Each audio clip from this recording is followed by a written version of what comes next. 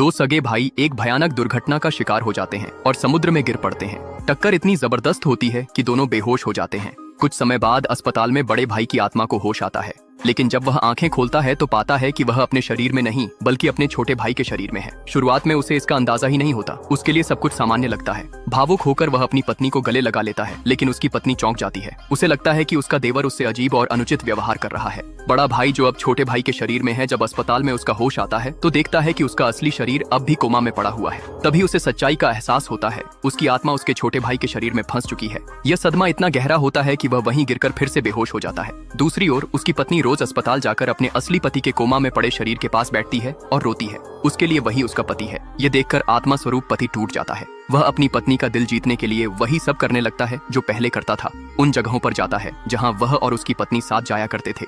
वही गीत गाता है जो उसका पसंदीदा था। वही फूल लगाकर उनका ख्याल रखता है। उनकी पुरानी आदतें दोहराता है। पत्नी यह सब देखकर हैरान रह जाती है।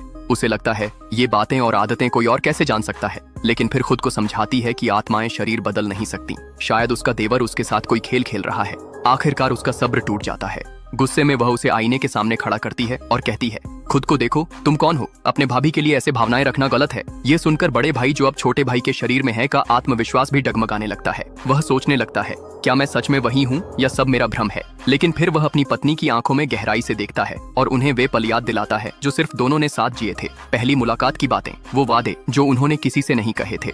उसकी बातें सुनकर पत्नी अंदर तक हिल जाती है।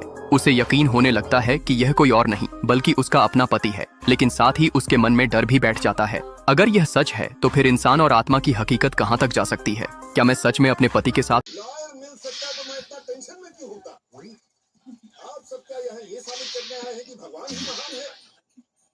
मैंने जो ये पूरी सृष्टि बनाई है उसमें तुम सब छोटे छोटे कीड़े हो।